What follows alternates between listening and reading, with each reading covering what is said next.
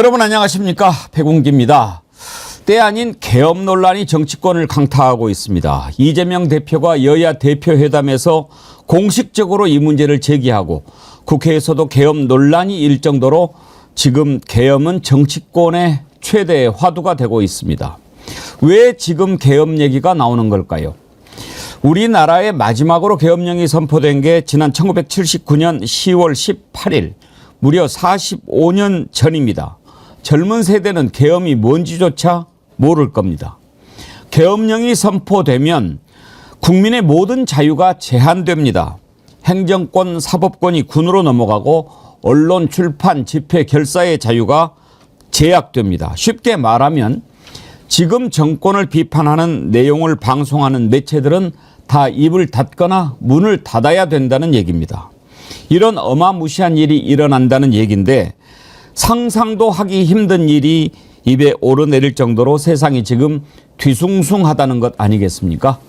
오늘 계엄 얘기부터 좀 해보겠습니다. 생방송 백운계 정치 1번지 출발합니다. 오늘 함께 하실 두 분 패널 소개합니다. 전혜연 민주연구원 부원장님, 그리고 영화배우 안진걸 민생경제연구소장. 예. 아니, 너무 쑥스럽습니다. 영화 출연하셨다고요? 아, 예. 조정래 감독님이 신작을 만드는데 영화 초원입니다. 초원. 그분이 예, 영화 귀향으로 예. 400만 관객을 동원하고 뭐 IPTV까지만 한 1000만 명 정도 보셨다던데. 예. 유명한 감독인데 그분이 영화 제작을 도와달라고 또 홍보도 도와달라 하더니 아예 그냥 아유, 너무 쑥스럽습니다. 지금 사진 나오네. 경찰관으로 나와요? 경찰서장 역할인데요. 경찰서장? 예, 이미 일부 공개된 스틸컷을 보고 댓글에 경찰서장인데 어찌 경비 같다. 글쎄, 나 딱 봐도 아파트 경비원 같은 분위기인데요. 백골단을 맡고 있는 아파트 경비냐고 이렇게. 네, 경찰서장입니다. 나름. 경찰서장. 예. 옆에 조정래 감독님이고요. 예. 지금 이게 그 현장에서 이렇게 찍은 사진이군요. 예. 독재 정권이 배경이기 때문에 배부르고 탐욕스럽고 못된 경찰서장 역할입니다. 아하. 예, 더 이상은 말씀드릴 수가 없습니다. 스포가 되니까. 예. 아, 근데 처음 영화 첫 출연 아니에요? 예, 첫 출연입니다. 상당히 자연스럽게 느껴지네요. 예, 연기에 몰두하는 모습입니다. 대사도 나와요? 대사도 좀 많이 있습니다. 대사 그 중에 하나만 들려줘 보세요. 그거는 스포일러 아니잖아. 뭐 별말하고 상관이 없으니까. 한번 영화배우 같이. 예. 아니, 지금 저쪽이 폭력도 행사하는데 백골단들이 이렇게 쑥 들어오면 안 되지. 오. 이렇게 악역인데 약간 양심 있는 노태우 군사독재 정권의 앞잡이인 백골단들이 학생이나 노동자를 때려잡으려고 하니까 아니 그렇게 쑥 막 들어가면 안 되지. 예. 이제 현장을 잘 아는 경찰로서 한마디. 몇 장면이나 나오세요? 한 서너 장면 나오는 것 같습니다. 방송하는 장면은 없나요? 예, 방송하는 장면 없습니다. 나중에 우리 백운기 TV에 나온 거로 꼭 한번 나오고 싶습니다. 예, 아이고 참. 또 영화 배우를 모시고 이렇게 방송을 하려고 그러다 예, 앞으로는 이제 안배우로 불러주셨으면 좋겠습니다. 예. 이따 끝나고 갈 때 사인 하나 해주고 가세요. 예, 그럼요. 예. 전혜원 위원장님, 배우랑 옆에 같이 있으니까 어때요? 아우, 영광입니다. 예. 얼마 전에 예전에 배웅 앵커님하고 어디 길을 가는데 주차하시는 분이 정어리 TV 정치 1번지 너무 재밌다고 하시면서 저한테 너무 반갑습니다. 근데 안진걸 소장님은 어디 있어요? 그래서 제가 굉장히 재미있는 일이 인기 스타십니다. 이제 영화까지 출연하면 정말 인기 폭발이겠는데요. 예, 백운기 TV 홍보대사 시켜주십시오. 이미 홍보대사고 계시는데요. 백운기 TV 100만 앞장서겠습니다. 근데 아까 배부르고 욕심 많고 탐욕스러운 역할을 맡으셨다고 했는데 저는 왜 다른 분이 탁 떠올랐을까요? 나중에 뭐 또 그 역할 한번 해볼 수 있는 거죠. 용산 총독부 독재자가 한번 돼보고 싶습니다. 예. 송행숙님, 경찰서장이 좀 어리다. 경찰서장 되고도 남을 친구들이 지금 경찰서장 다. 아유, 연배를 숨기고 싶습니다만. 그렇죠. 경찰서장 친구도 있고 경찰청 간부도 있죠. 랑투님, 악역 같지 않아요. 예. 매일 새롭게님, 와, 안진걸님 어울리시네요. 화이팅입니다. 이은주님, 그 얼굴로 악역을 맡으셨다면 그것은 미스캐스팅. 예. 그러니까 이제 그렇게 해서 재미를 배웠는데 영화가 80년대, 90년대 학생운동이나 노동운동이나 평범한 대학생들이 어떤 투쟁하는 과정을 담겨 가지고 굉장히 의미가 있다. 언제 개봉해요? 연말 연초에 개봉한다 들었습니다. 근데 우리가 지금 이렇게 한가한 얘기하고 있을 때가 아닙니다. 지금 영화로 따지면 서울의 봄 상황인데 계엄 얘기가 지금 자꾸 나옵니다. 이 계엄이라는 게 얼마나 무시무시한 건지 지금 많은 분들은 아시죠? 그런데 마지막 계엄이 1979년 10월이에요. 그러니까 계엄이 실시된 과정에서 11.6 박 대통령 시해 사건이 일어났어요. 그러니까 그 이후에 태어난, 그러니까 45살도 아직 안 된 분들은 계엄이 뭔지를 모를 겁니다. 계엄이라는 게 얼마나 무시무시한지. 계엄은요, 그야말로 국민의 모든 자유가 사라지는 겁니다. 그때가 되면은 뭐 집회도 열 수 없고, 열면 그냥 뭐 영장도 없이 그냥 잡아가고 막 그렇게 하는 거거든요. 그런 계엄 얘기가 지금 나온단 말이에요. 도대체 왜 이런 얘기가 나오는지, 근거는 있는지, 또 그와 관련된 것들은 뭐가 있는지 오늘 한번 좀 짚어보도록 하고 2부에서도 이 내용을 더 깊이 들어가 보도록 하겠습니다. 우리가 주불리의 안보특강, 민주당 김병주 최고위원 모시고 안보특강을 이제 하는 코너를 마련했는데 오늘 국방위에 있는 김병주 의원 모시고 계엄 관련된 내용을 더 자세히 알아보도록 하겠습니다. 이재명 대표도 지난번 여야 대표 회담 때 계엄 얘기를 한 적이 있습니다. 들어보시죠. 특히 최근에 계엄 얘기가 자꾸 얘기되고 있고 종전에 만들어졌던 계엄안에 보면 계엄 해제를 국회가 요구하는 것을 막기 위해서 국회의원들을 계엄 선포와 동시에 체포 구금하겠다라는 그런 계획을 꾸몄다는 얘기도 있습니다. 이거 완벽한 독재국가 아닙니까? 이런 문제에 대해서도 우리가 오히려 더 심각하게 고민해야 된다. 정치적 공세가 아니라 국가와 국민 그리고 이 나라의 미래를 위해서 합리적이고 모두가 동의할 수 있는 안들을 만들어야 된다고 생각합니다. 전혜원 원장님, 적어도 이재명 대표가 저렇게 공식적인 자리에서 얘기를 꺼낼 정도면 뭔가가 있다는 거 아니겠습니까? 예, 일단 천준호 전략기획위원장의 발언을 좀 다시 한번 요약을 하자면은 관련된 제보가 계속 들어오고 있다라는 겁니다. 제가 추정컨대 이 관련된 제보가 야당 대표가 언급을 할 정도면 상당히 군 내부나 신뢰할 만한 곳에서 나오는 것이 아닌가라는 생각이 들고요. 두 번째로 지금 윤석열 정부에 대해서 봤을 때 굉장히 탄핵 민심에 겁을 먹어서인지 비상식적인 인사를 계속하고 있다는 건데 특히 군 내부의 인사를 보면 제가 이제 군과 관련된 분들한테 여쭤봐도 이건 도저히 이해할 수가 없는 인사라는 겁니다. 과거의 전두환이나 군사독재 시절에 국민을 억압하기 위해서 정말 계엄령에 준하는 것을 할 때나 할 듯한 인사가 하고 있는데 바로 충암파의 등장이죠. 충암고등학교 출신들을 요직에 앉히는데 특히 정보 라인을 장악하고 있고 경호처장 출신은 국방부 장관에 앉은 이런 이상한 인사가 계속되고 있습니다. 이제 이 방첩사령관에 대해서 왜 자꾸 문제를 하느냐. 지금 현행법으로 계엄을 실행할 수 있는 기관이 합동참모본부와 방첩사인데 대통령실, 국방부 장관, 방첩사 이런 게 특정 라인으로 쫙 채워지다 보니 말 그대로 계엄을 준비하고 있는 친정체제를 구축하고 있다라는 비판이 계속되고 있는 거고요. 또 이제 방첩사가 군의 내부와 감시 견제 기능을 해야 되겠는데 과연 이걸 할 수 있겠느냐. 오히려 위험에 빠뜨릴 수 있다. 이런 부분 하나 있는 것으로 지금 파악이 되고 있습니다. 안진걸 소장 혹시 들은 얘기 있어요? 뭐 저도 그 천준호님 인터뷰나 이재명 대표 방송을 봤는데요. 예. 그 여야 대표회담 정말 이재명 대표 결단에서 어렵게 이루어졌잖아요. 그리고 중요한 의료 파탄, 그 다음에 최상병 특검법 이런 건 의제에서 빼자고 하는 여당이 황당한 제안에도 불구하고 대승적으로 이루어진 건데 대표가 거기서까지 이야기했다는 것은 여기저기서 이야기가 많이 들려온다라고 저도 들었습니다. 그러니까 일단 이번에 경호처장도 느닷없이 보통 군 출신이 많이 하잖아요. 갑자기 경호처장이 국방장관 되는 건 처음이죠. 예, 그러니까 경호처 국방장관 되는 건 처음인데 예. 이 후임 경호처장도 예. 느닷없이 경찰을 시킨다는 거예요.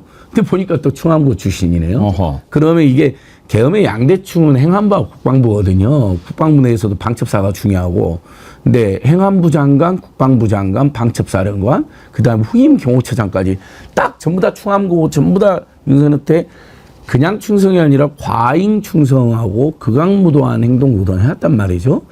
대통령한테 비판 좀 했다고 이틀마고 사질 들어서 뭐 학생도 끌어내버리고 국회의원도 끌어내버리고 본인을 적극 지지했던 의협 지도부도 끌어내려버리고 이런 사람들인데 무슨 짓을 못하겠느냐 이런 이제 세간의 평가가 있었고 거기에다가 내부적으로 제보들이 제가 천준호 의원 인터뷰를 직접 들었습니다.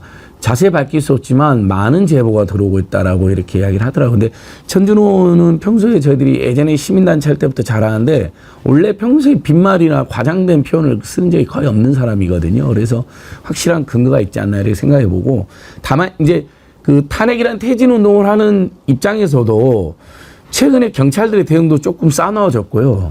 그리고 이제 용산이나 광화문에 대규모 이제 시민들이 모여드는 거에 대한 좀 윤석열 정권의 어떤 근본적인 어떤 두려움이 있는 거 아닌가. 그것이 계엄 준비를 할 수도 있다. 이제 이런 평가는 시중에서는 하고 있습니다. 대규모 국민 골기가 이루어지고 그걸 막으려고 계엄 선포하는 거 아니냐라는 걱정을 하고 있는 것이죠. 정어리 절찬님 모집중님 계엄 에이 설마보다는 그럴 수 있겠다. 이 정부 하는 꼬라지 보면 그러고도 남겠다 싶더라고요. 무섭네요. 이은주님 역시 절에서 천재명이라고 하는 거죠. 계엄을 초전 박살내겠다는 큰 그림. 이렇게 미리 이제 방어막을 쳐서 계엄 꿈도 꾸지 마라. 이런 차원에서 이재명 대표가 얘기를 했을 거다라는 얘기인데요. 대통령실 요즘에 상당히 좀 스피커가 세졌습니다. 새로 대변인 된 정혜전 건건이 아주 강하게 비판을 하는데 이번 발언에 대해서는 뭐 나치 뭐 이런 얘기까지 하더라고요. 한번 들어보시죠. 이재명 당대표, 김민석 최고위원, 박선원 의원, 괴담을 양산한다는 대통령실의 성명도 외면한 채 또다시 괴담을 반복하고 있습니다. 민주당 의원들의 머릿속에는 계엄이 있을지 몰라도 저희 머릿속에는 계엄이 없습니다.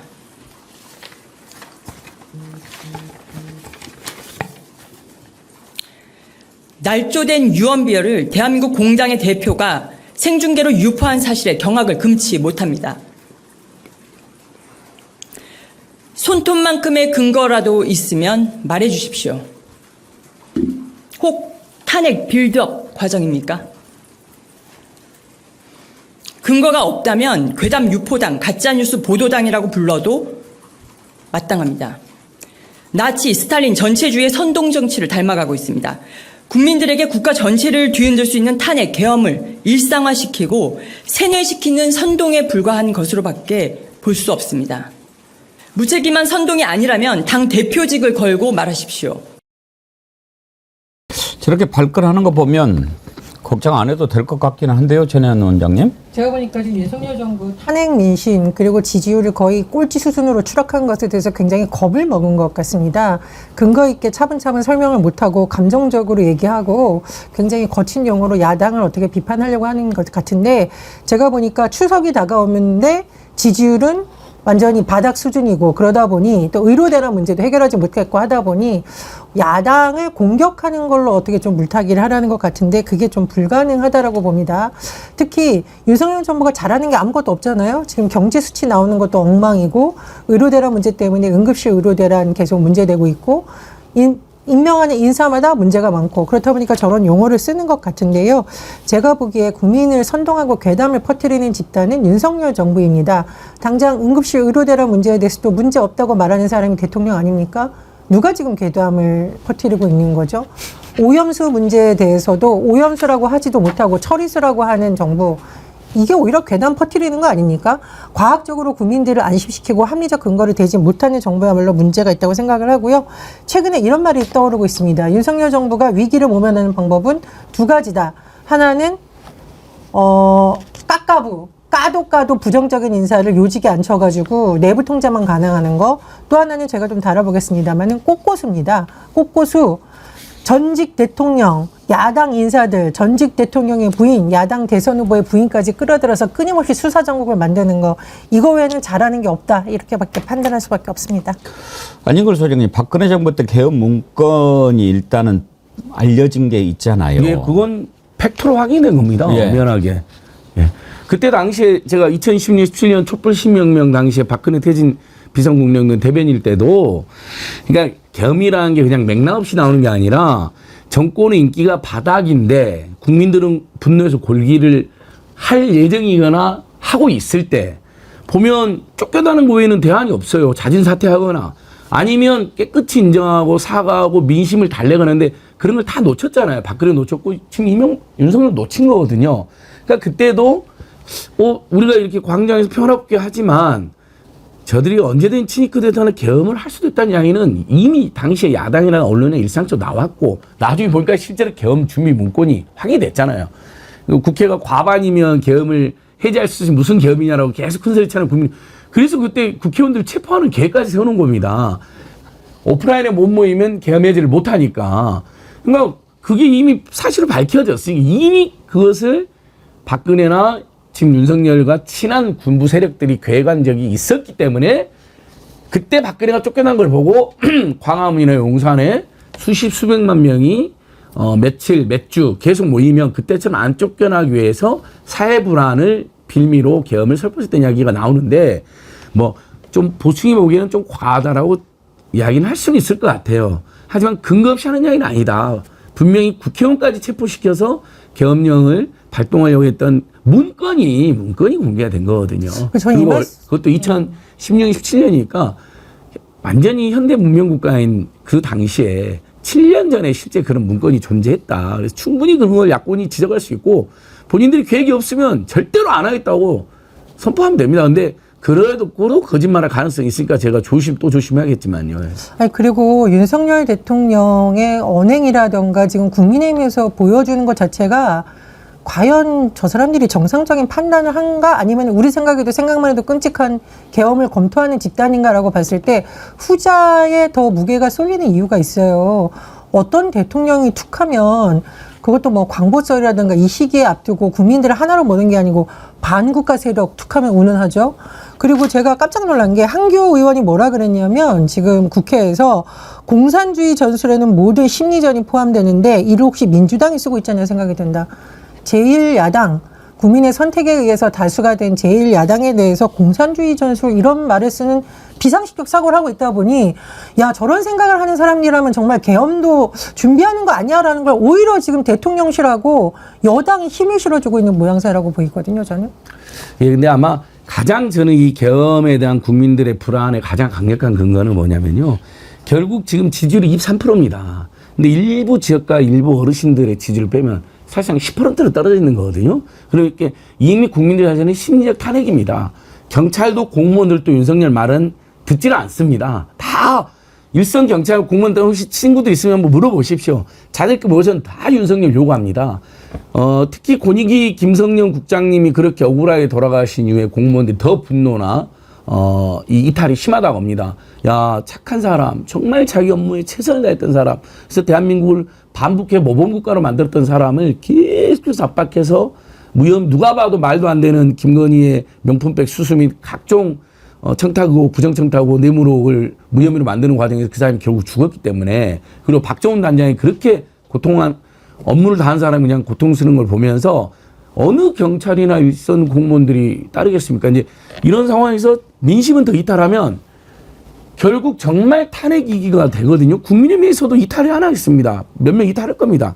그러니까 그걸 막기 위하여 남북 관계의 긴장을 고의적으로 조성해가지고 예전에 이해창 시절에 여러분 북한한테 돈 주고 총 쏴달라고 한 거 기억하시죠? 선거 때 이기려고 얼마든지 그런 거래까지는 거래는 안 된다 하더라도 실제로 뭐 북한이 도발을 유보하든 아니면 우리 남쪽이 약간의 오발하든 그래서 국지전을 발생시킨 다음에 그걸 빌미로 탄핵과 퇴진을 막기 위해 지금 비상사태다. 계엄이다.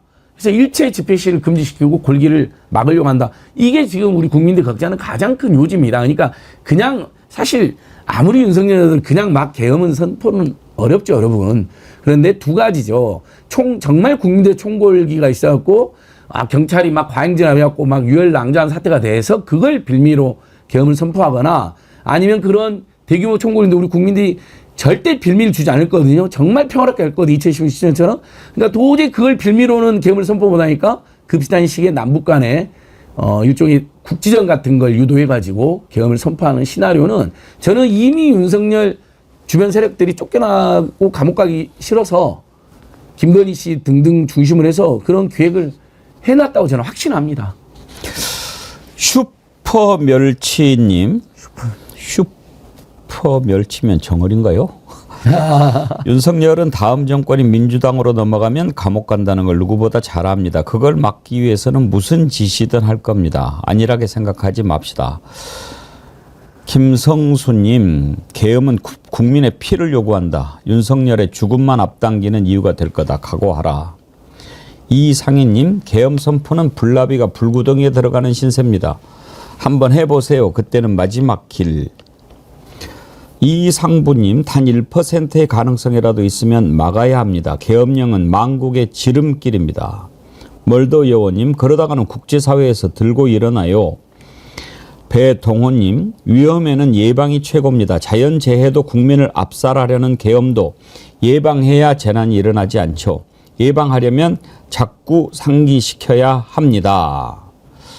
지금 계엄 논란에 대해서 우리 국민들이 생각하는 어떻게 생각하시는지 알 수 있는 그런 댓글들이 올라옵니다. 슈크림님, 국민을 생각한다면 계엄이 괴담이라고 하지 말고 정권 내에는 절대로 계엄을 안 할 거라고 국민 앞에 약속해라. 괜히 나오는 얘기겠습니까? 무언가가 이상하게 돌아가니까. 그리고 또 어떤 그 정보 네트워크에 이게 포착이 된 거죠. 그래서 민주당에서 이걸 걱정하고 대표가 정식으로 문제도 제기하고 그랬을 텐데 국민의힘의 한동훈 대표 이건 뭐 내귀에 도청장치 이런 얘기나 다름없다라고 얘기합니다. 과연 그럴까요? 한번 들어보시죠. 계엄을 준비하고 있다. 이거 우리나라 얘기 맞습니까? 뭐 여기서 계엄을 준비하고 있는 걸 알고 계시는 분이 계세요? 우리가 모르게 지금 대통령께서 계엄을 준비하고 있다는 겁니까? 만약 그렇다면 저희에게 알려주십시오. 그리고 만약 그렇다면 근거를 제기해 주십시오. 이게 갑자기 튀어나온 이야기가 아니라 김민석 최고위원께서 여러 차례 말씀하셨죠. 그러면서 근거는 차차 제시하겠다. 그 차차가 언제입니까? 심지어는 11년 만에 열리는 여야 대표의 회담 모두 발언에서 이 얘기가 나왔잖아요. 이 정도라면 저는 더불어민주당이 우리 모두 수긍할 만한 근거를 갖고 계실 거라고 생각합니다. 맞다면 심각한 일 아닙니까? 근거를 제시해 주십시오. 차차 알게 될 거다. 그거는 너무 무책임한 얘기입니다. 그거는 일종의 뭐 내 귀 속에 도청장치가 있다. 뭐 이런 얘기랑 다를 바가 없는 것 아니겠어요? 자, 지금 이제 저렇게 얘기하니까 듣는 국민들이 그러면 그렇지 이렇게 생각할 수도 있고 또 한편으로는 네가 뭘 알겠어 이런 생각을 하는 분도 계실 것 같습니다. 전혜원 원장님, 지금 한동훈 대표가 국정 운영에 1%라도 영향력이 있을까요? 배용기 앵커님께서 말씀해 주신 네가 뭘 알겠어 라는 말을 국민들이 많이 하시지 않을까 싶습니다. 일단은 의료 문제만 보더라도 대통령실하고 한동훈 대표의 생각이 다르고 지금 원내대표, 추경호 원내대표는 대통령실에 마음이 가 있고 일부 최고위원은 한동훈계로 불리기 때문에 파가 나눠져 있는데 국정 운영의 주요한 정보는 한동훈 대표하고 지금 공유하지 않는다는 것으로 대다수 국민들이 파악을 할 수 있겠죠. 아마 여러 차례 김건희 여사의 명품백 수수 의혹이라던가 특검 문제를 놓고 뭔가 여당 내에서 다른 움직임이 일어날까봐 대통령실이 정보를 원천적으로 차단하고 있고, 저는 무엇보다도 윤석열 대통령이 한동훈 대표를 대표로서 인정하지 않는다고 생각을 합니다. 최근에 보면 갑자기 삐져가지고 연찬에 안 나온 것도 그렇고 국회 개원식에 불참한 것도 여당이고 야당이고 간에 나는 국회를 인정하지 않는다입니다. 그래서 한동훈 대표의 저런 말이 참 공허하다 이렇게 들리고요. 그리고 무엇보다도 한동훈 대표는 야당에게 그 계엄 관련해가지고 도대체 언제 근거 제시할 거냐 하지 마시고 본인이 말한 최상병 특검에 대한 안은 도대체 언제 내실 겁니까? 지금 민주당에서 참다 못해서 안을 지금 만들고 적적을 하고 있는데 그에 대한 답변을 좀 주셨으면 좋겠습니다. 그 진짜 윤석열 황당한 기자회견 때 당정 관계 어떠냐고 그러니까 당연히 상식적인 답이 뭐 한동훈 대표하고 잘 소통하고 있다. 한동훈이라는 용어 한 번도 안 그러니까 나왔어요. 예를 들면 뭐 한동훈 대표 잘 소통하고 있고 이제 여당이 당대표가 되다 보니까 아무래도 뭐 현안에 대해서는 저랑 가끔 생각이 다른 경우도 있을 수 있고 자연스러운 과정에 보통 이런 답을 할 줄 알았잖아요. 그랬더니 아예 한동훈은 언급도 안 해버리고 그러니까 이거잖아요. 한동훈은 여당 대표 자격도 없는 자다 이렇게 생각하고 그렇게 티를 낸 거예요. 그러면서 제가 국회의원들하고 수시로 통화를 하고 있습니다. 그러니까 그러잖아요. 한동훈 너 말고 내가 직접 김건희와 함께 친윤파 의원들을 대상으로 통하고 있다. 이렇게 일종의 정말 공개적으로 한동훈에게 그 일종의 뭐라 그러죠? 완전히 창피를 준 거거든요. 거기다가 저는 이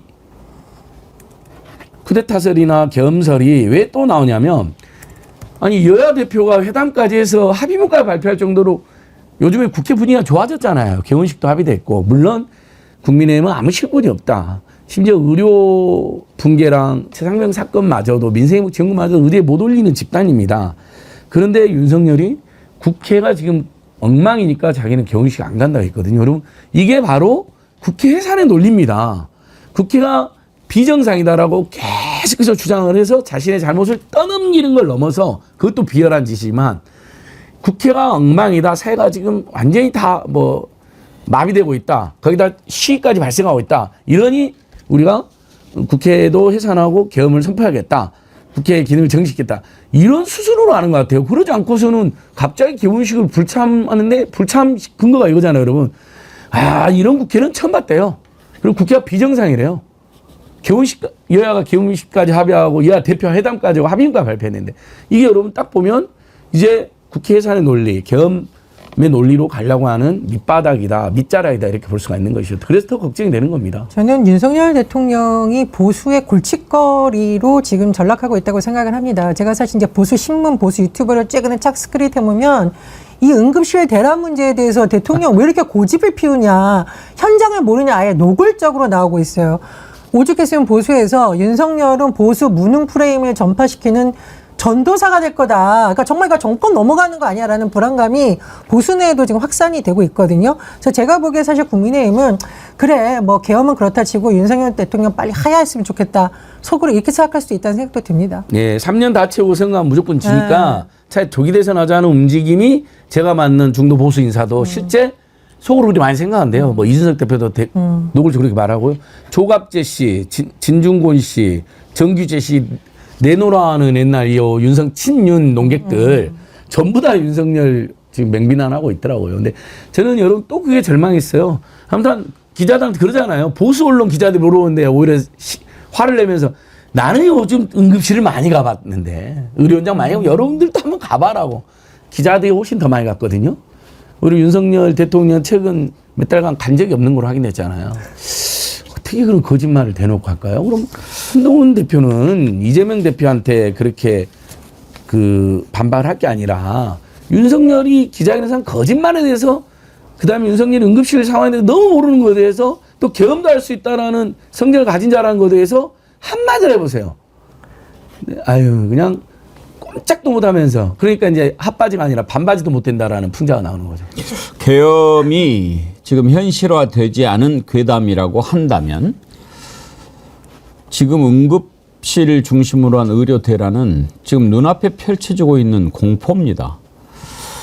계엄 얘기는 2부에서 김병주 의원 주불리 안보특강에서 더 자세히 짚어보기로 하고 지금 심각한 문제 의료 대란 따져보겠습니다.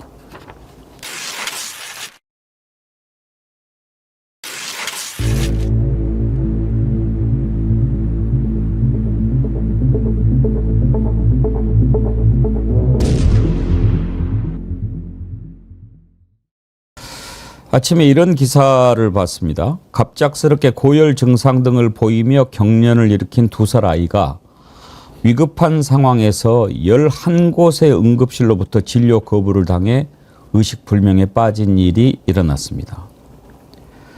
지난달 3일 오후 8시 40분쯤 A양이 열이 나고 경련 증상을 일으켰지만 치료를 받지 못해서 현재 의식불명 상태인데 당시 A양의 부모는 119를 불렀고 10분 만에 구급대원이 도착했지만 병원으로 출발할 수 없었습니다. 이유는 수도권 서남부 권역별 병원 응급실에서 환자를 받아줄 수 없었기 때문입니다.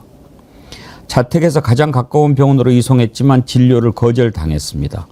10곳의 병원으로부터 진료를 거부당했고 그러는 사이 아이의 상황은 더 악화됐습니다. 구급차에 동승했던 아이의 엄마는 아이의 상황이 시시각각 악화하는 것을 바라보면서 울면서 병원 측에 받아달라고 애원하는 수밖에 없었다고 합니다. 뒤늦게 연락이 닿은 병원에서 응급진료가 가능해 이송했지만 이미 119 신고로부터 1시간이나 훌쩍 지난 뒤였습니다. 병원 도착 후 응급치료를 시작해 경련은 멈췄지만 A양은 뇌 손상을 당해 한 달째 의식불명 상태인 것으로 전해졌습니다. 이게 지금 한 달 전 상황입니다. 지금은 어떻습니까? 지금은 이제 응급실을 아예 축소하고 야간에는 진료 안 한다. 이런 데까지 지금 생기고 있는 상황입니다. 안진걸 소장님, 네. 지금 의료 현장이 이미 지금 대란이 현실화됐죠? 거의 의료가 붕괴됐다 이렇게 봐야 될 것 같은데요. 근데 너무 잘 굴러가고 있다는 윤석열은 도대체 어느 나라 사람인지 묻지 않을 수가 없습니다. 어제도 제가 뭐 직접 만난 의사는 아닌데 방송에 나는 의사 선생님들 인터뷰를 다 들어보니까 그냥 완전히 붕괴됐다는 거예요. 좀 셧다운 할 수도 있다는 거예요. 셧다운. 아예 문을 닫아야 될지도 모른다는 거예요. 그리고 응급실만 붕괴된 게 아니라 응급실에 오면 상태를 확인한 다음에 이제 전문의나 전공의한테 이렇게 보내야 되잖아요. 이게 쉽게 말해서 전문 선생님한테. 거기도 붕괴가 되겠다는 거예요. 그래서 담당 의사가 와서 그렇게 이야기를 해요. 의대 교수님이. 근데 용산은 어제도, 용산 총독부는 여러분 어제도 아무 문제가 없답니다. 응급실 뺑뺑이 사망 증거, 근거가 없답니다. 아니, 지금 사람들이 죽어간다고 본인들이 직접 이야기하고 있는데 어떻게 이렇게 무책임하고 이렇게 반인간적일 수 있는지. 예를 들면, 지금 응급실, 그 다음에 연결되는 배후 진료 시스템이 붕괴가 되어서 의사들도 없고 전공의도 없고 의대생들도 없고 그래서 지금 위기다. 그래서 제가 총체적인 계획을 세우고 있다. 이렇게 하죠. 근데 그런 국민 여론이 엄청나게 비난이 지금 비등하니까 갑자기 전혀 문제 없다더니 문제가 좀 있어서 군의관들을 투입하기로 했대요. 벌써 여러분 그게 거짓말하는 건 전혀 문제 없다더니 이제 공백이 좀 있어서 군의관을 투입. 그럼 군의관을 투입하면 군대 내에서 아픈 사람들 발생하면 어떡합니까? 이런 완전 엄청 총체적 악순환, 총체적 붕괴 빠져 있는 겁니다, 지금. 그런데도 지금 보건복지부는 99%가 잘 운영되고 있다 이런 얘기를 해요. 근데 지금 보니까 의과대학의 비상대책 교수 뭐 이런 모임 같은 데서도 정부의 통계가 국민을 속이고 있다고 반발을 지금 계속하고 있습니다. 지금 전국 의과대 병원의 응급실이 지금 중단을 하고 있거나 환자가 줄어든 것처럼 보이는 거는 환자들이 못 온다는 거예요. 환자 진료를 제대로 못하는 상황이기 때문에 일어나는 문제로 인한 것을 국민들이 그렇지 않게 보이게끔 정부가 속이는데 속일 수가 없는 지경이라는 거고, 제가 최근에 글을 보면서 깜짝 놀라는 게 세상에 애가 맹장 걸렸는데 혹시라도 죽을까봐 걱정하는 이게 나라냐라는 글들이 속속 올라오고 있습니다. 이게 지금 국민들의 심정이고요. 제가 지금 봤더니 지방에 있는 병원들은 특히 응급의학과 전문의가 계속 휴직하거나 뭐 사직하거나 이러다 보니 시도를 넘어서 경계선을 넘어서 지금 뺑뺑이를 하는, 말 그대로 이건 죽을 수 있는 상황인 겁니다. 정부가 이런 현장을 모르고 얘기를 하고 있는데 대통령하고 김건희 여사야 주치의가 있고 뭐 응급 의료가 아닌 뭐 성형외과 전문의가 뭐 대통령실의 주치의다 이런 말이 나와서 이 심각함을 모르는 것 같은데 세상에 애가 맹장 걸렸는데 죽을지도 모른다는 공포에 떠는 게 이게 정상적인 나라냐라는 저는 생각이 들고요. 특히나 우리가 왜 추석 때 모든 병원이 평소처럼 문을 열지 않잖아요.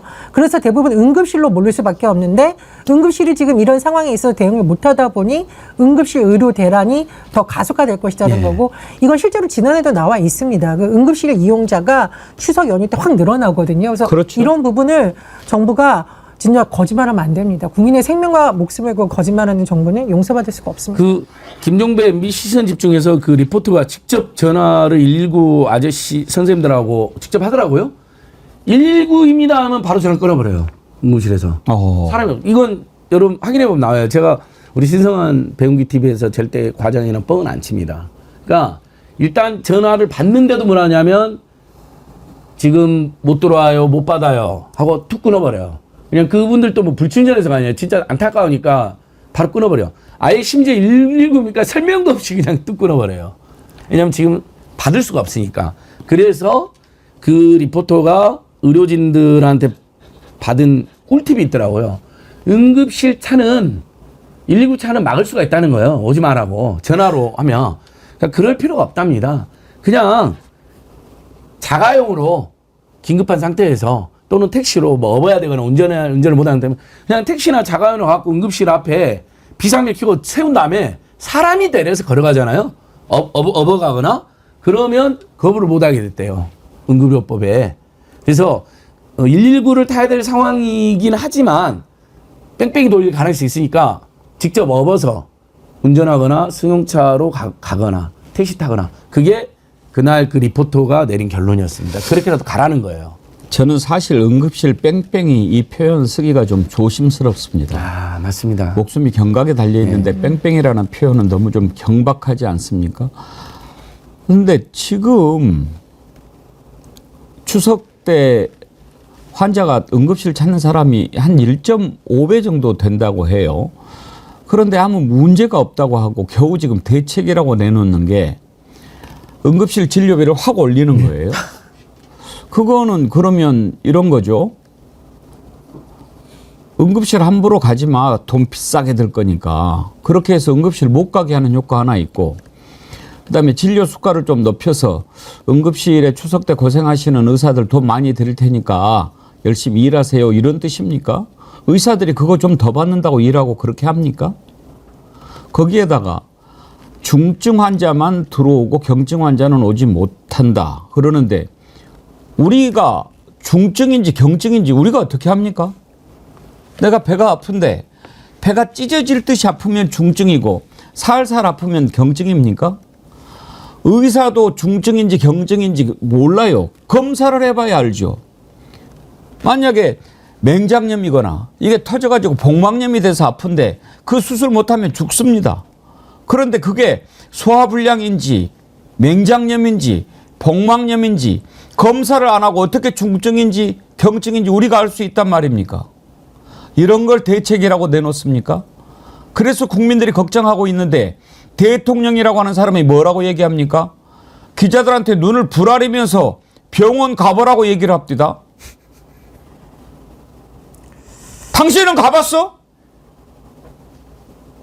얼마나 돼 그걸 듣고 아니 병원을 가봤는지도 잘 모르겠는데 기자들한테 눈을 부라리면서 병원 가보라고. 그 장면 한번 보시죠. 의대 중원에 대해서 완강히 거부하는 그런 분들의 주장을 지금 말씀을 하고 계신 것 같은데 의료 현장을 한번 가 보시는 게 제일 좋을 것 같습니다. 특히 지역의 이 종합병원들 이런 데 좀 가보시고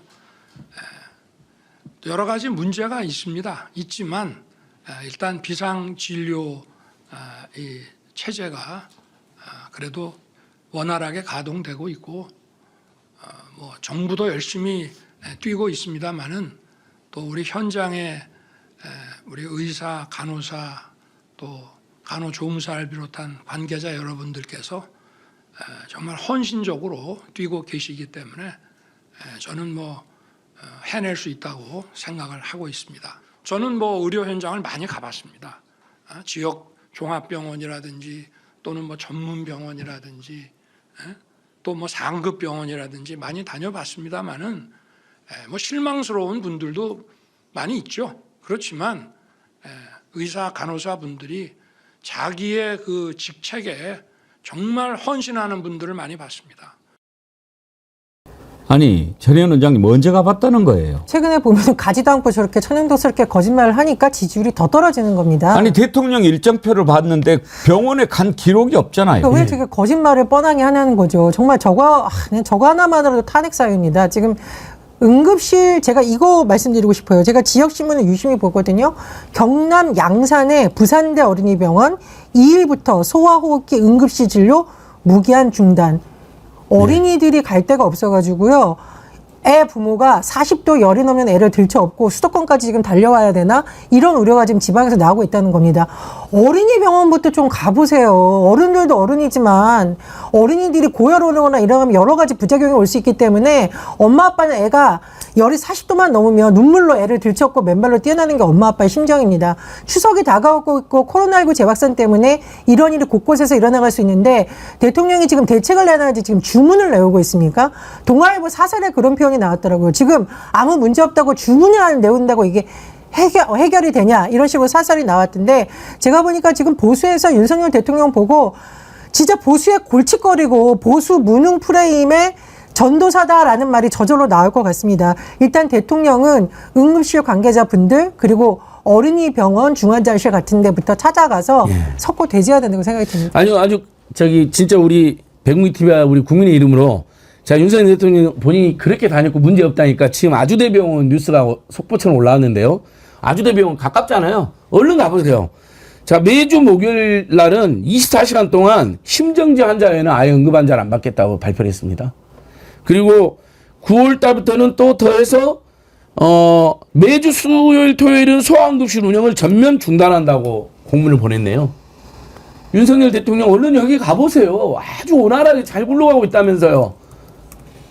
목요일 이 아주대가 경기 서남권의 가장 큰 권역별 그러니까 응급환자 체력치를 담당하는 권역응급의료센터를 운영하는 곳이거든요. 경기 서남부에.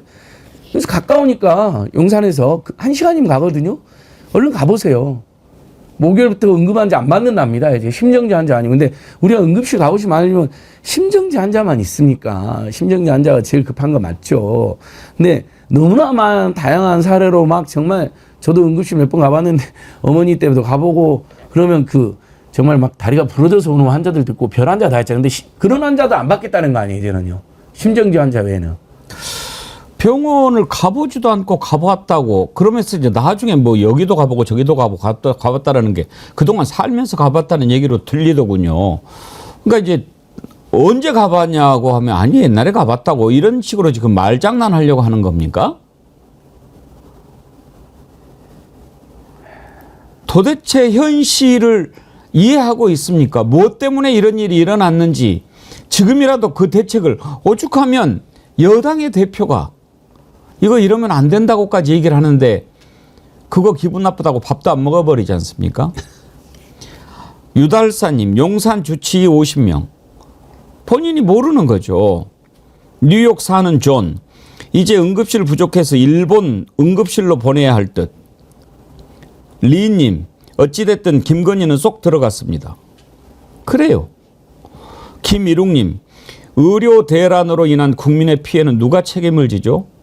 피해 입은 국민이 입증해야 되나요? 국가는 국민의 안위를 위해 어떤 행동을 한 게 있습니까? 도대체 나라의 존재의 의미를 이해할 수가 없습니다. 부산이대인님 보건복지부 장관 그놈은 돈 계산할 줄만 알지 의료계 사정 모릅니다. 쑥이님 자칭 선진국이라고 하는 나라에서 의료 대란이라니 이 정부 어디까지 가려나. 맞습니다. 우리나라 의료 수준이 얼마나 높냐면 K-팝 못지않게 K-의료라는 말까지 나올 정도였습니다. 코로나를 이 세상에서 가장 모범적으로 이겨낸 나라 대한민국입니다. 그리고 수술을 받기 위해서 멀리 우리나라까지 찾아오고 비싼 돈 들여서 입원하면서 치료받고 그렇게 알려진 나라가 대한민국이었습니다. 그 대한민국의 의료 대란이요. 의료 대란이라니요. 도대체 나라를 어디까지 망가뜨리겠다는 겁니까?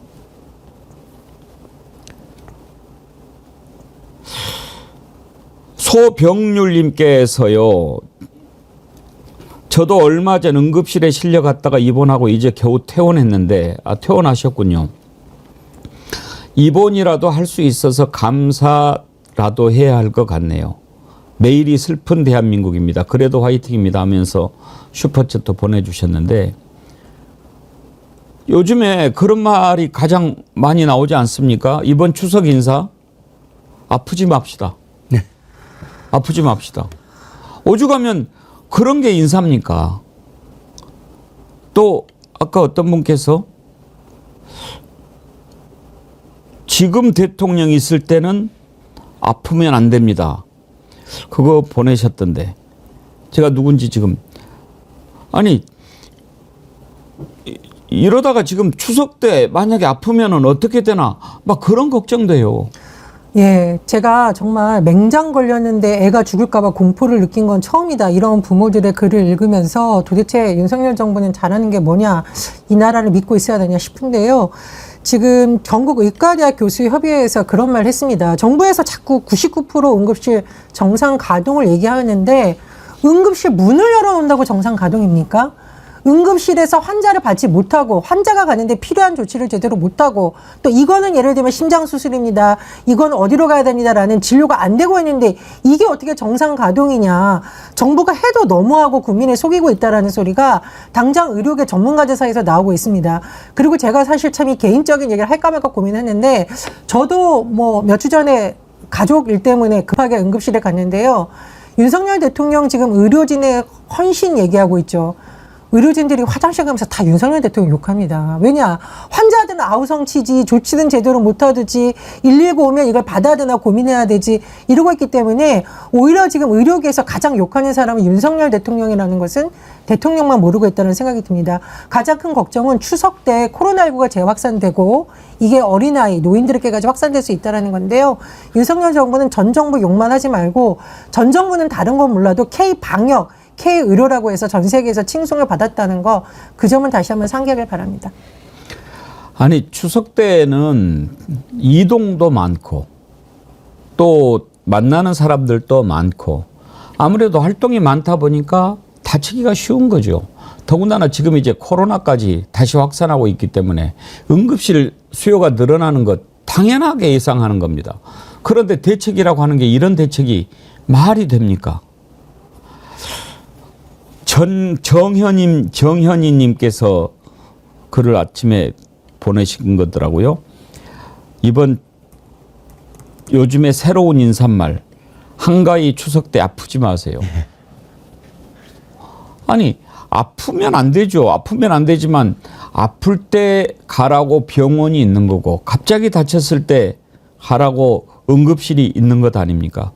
그런데 응급실을 빙빙빙 돌아다녀도 치료를 못 받는다면 어떻게 되겠습니까? 전순희님, 작년 추석에 싱크대 모서리에 받쳐서 피를 많이 흘려 응급실에서 3시간 기다려 진료받았습니다. 올해는 응급의사도 없는데 큰일입니다. 68살 할머니입니다. 자식들이 명절에 이제 음식 못하게 합니다. 엄마 마음에 음식 차리다가 사고가 나니 자식들이 시켜 먹자고 합니다. 나라를 완전히 도대체 왜 이런 고집을 피우는지 알 수가 없어요. 김건희도 뭐 방방 떴다고 그러더라고요. 예, 그러니까 아무도 납득을 못 하잖아요. 여당 의원들까지도 윤석열이 가서 저 여당 의원들 잘 지나봐라고 갔는데 오히려 여당 의원들한테 항의받고 쫓겨난 거 아닙니까? 어떻게 보면 여당 의원들까지 항의를 할 정도인데 딱 이 비밀이 지금 하나 나온 거죠. 그렇게 이상한 말을 많이 하더니 진중권 씨가 이번엔 그래도 뭐 중요한 역할을 하나 해주셨네요.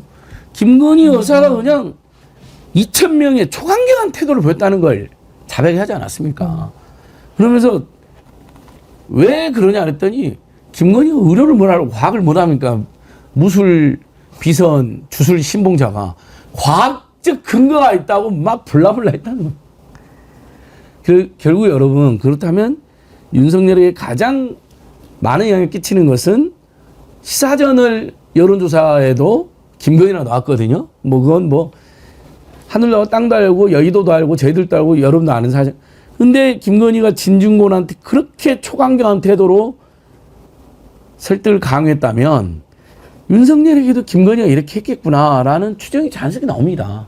누군가로부터 2,000명을 거의 주술처럼 사이비 종교처럼 이식받았구나. 저는 여러분 그거 외에는 도저히 설명이 안 되는데요. 그 한동훈 대표하고의 뭐 소통도 문제이지만 보니까 인요한 최고위원하고 아마 또 대통령실하고 뭐 이렇게 속닥속닥하고 예. 이러는 것 같아요. 한마디로 한동훈 인정 못하고 내부에 있는 최고위원들을 한두고 속닥속닥 해가지고 일단 뭐 여당도 이간질을 시키려는 게 대통령실의 마음이 아닐까 싶은데 왜 그러냐. 국회가 제대로 돌아가면 안 되거든요. 국회가 제대로 안 돌아가야 대통령이 국회 욕하는 걸로 그나마 할 일 없는데 그거라도 하는 걸 보여주려고 하는 것 같은데 문제는요. 추석 민심이 정말 무섭습니다. 과거에도 여론조사 통계 나온 거 보면 추석 밥상머리 민심이 곧 바로 민심입니다. 이 의료대란 문제를 해결하지 못하고 있는 이 무능한 윤석열 정부의 보수 무능 프레임이 정말 추석을 통해서 급속도로 저는 확산될 거로 예상을 하고 있고요. 그렇기 때문에 최근 보수 언론에서도 윤석열 대통령 왜 쓸데없는 고집을 부리고 있냐는 사설이 계속 나오고 있다고 봅니다. 지방은 지금 더 문제입니다. 이우리님, 서울 대형 병원에서 지방 의료진들 연봉을 높여서 스카우트 일을 한답니다. 지방은 어쩌라고요? 그러니까요. 지금 지방은 더 지금 문제입니다. 강원대가 당장에 이번 추석 때 야간 응급실 야간 응급실을 운영을 안 한다고 하죠. 네네. 그 참 이렇게 보수 형님 TV님께서 내 친구도 의대 교수인데 제발 아프지 말라고 합니다. 진짜 방송에 나오는 것보다 심각하다고 합니다. 군대 그 자식 보낸 부모님들도 지금 일제 항야됩니다. 군의관들 투입한다잖아요. 그럼 우리 군인들 다치면 어떡합니까? 이것도 지금 큰 문제입니다. 지역의 공공의료 맨날 얘기하더니 거기 있는 인력 빼와서 일단 공중보건의도 뭐 투입한다 그러고. 이게 말이 안 되는 거죠. 지금 보니까 지역 의료도 다 무너지고 있고 건국대 뭐 충주병원, 세종 충남대병원, 강원대병원 뭐 일시적으로 중단하는 것도 하는데 이렇게 야간에 응급실을 중단하는 거 말이 안 돼요. 야간에 병원 가기 어려우니까 응급환자라고 말 그대로 응급실 열어놓는 건데 지금 말이 안 되는 상황이 계속 벌어지고 있고 정부는 근본 대책을 내세우는 게 아니라 군에서 빼고 지역에서 빼서 이걸 어떻게 감당을 하겠다는 거 저는 이해를 할 수가 없어요. 아니 정말 아무리 생각해도 이해가 안 돼요. 2,000명 늘린다. 한 해에. 그거를 왜 조정을 못 한다는 겁니까? 의사협회가 무조건 안 된다라고 하는 거 아니지 않습니까? 조정해보자. 국민의힘도 그렇게 얘기하지 않습니까? 그런데 도대체 무엇 때문에 그냥 밀고 가는 겁니까? 이게 뭔가 좀 상식에서 어긋나고 우리 국민들이 아무리 생각해도 이해가 안 되니까 별별 얘기가 다 나오는 거 아닙니까? 이분은 아이디가 퇴마사예요. 근데 무당의 숫자 2,000은 소원을 이루어준다는 의미입니다. 기독교 아멘과 같은 의미입니다. 또 퇴마사라는 아이디를 쓰시는 분이라서 더 이게 와닿는데 김건희도 그랬다는 거 아닙니까? 완강했다는 거 아닙니까? 왜 2,000을 못 바꾸는 겁니까? 그거를 기간을 좀 늘릴 수도 있고 아무튼 지금 절단이 나서 나라가 지금 무너질 상황이고 이러다가는 자기들이 죽을 텐데 일부러 이렇게 막 불안을 조장하는 걸까요? 그렇게 해서 계엄하려고? 그런 생각이 들지 않습니까? 왜 이러는지 상식적으로 이해가 안 되니까. 동그라미님께서요. 대통령이 무능으로 시작해서 그 무능으로 국가가 속속들이 망가지고 국민들이 책임을 물으니 변명으로 대처하다 이제 국민을 반국가 세력으로 모는 것만으로도 부족해서 계엄령, 의료 대란 등 국민을 공포로 몰아넣으면서 기자회견에서는 애들도 안 속는 뻘소리로 그러는 거 아닙니까? 삼부토건, 최상병, 명품백 논란 묻으려는 겁니까? 어디까지 못된 짓을 해야 국민이 불같이 일어날지 보자고.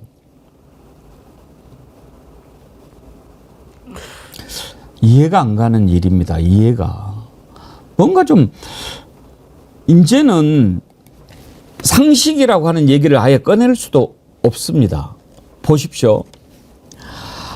아무리 국회가 마음에 안 들다고 해도 개원식에 대통령이 안 간다.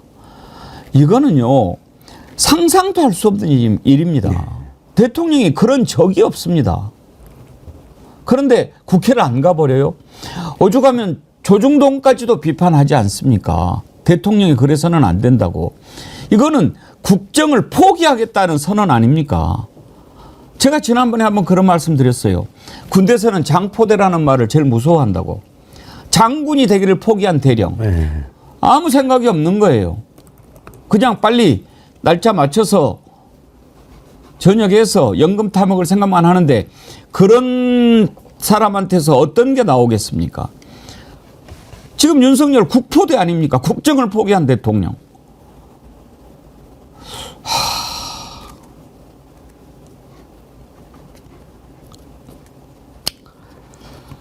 소병률님께서 2만 원 슈퍼챗 보내셨네요. 2만 하야하시지요. 아유, 정말 이러면 안 됩니다. 2,000명 고집하지 말고 2만. 이만 네, 2만 하야하십시오가 참 민심인 것 같습니다. 저는 딱 짚히는 게 있습니다. 이렇게 말도 안 되는 짓을 왜 하느냐. 지금 아무 생각 없어요. 국정은 이미 포기한 지 오래고 어떻게 해서든지 나와 내 마누라 지키는 것밖에 생각이 없는 거예요. 그러니까 뉴스에서 그 얘기만 안 나오면 되는 거예요. 의료 대란으로 막 떠들든지 말든지 계엄으로 떠들든지 말든지 오늘 김건희 안 나왔어? 그러면 됐다. 오늘 명품백 안 나왔어? 그러면 됐다. 이러는 거 아닐까요?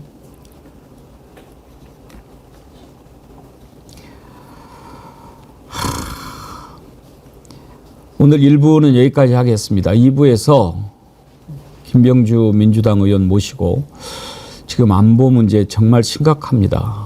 계엄 어디까지 가려고 하는 건지 한번 좀 짚어봐야 되겠습니다. 여러분 함께해 주십시오. 안진걸 소장님, 전혜원 원장님 두 분 수고하셨습니다. 감사합니다. 예, 감사합니다. 예.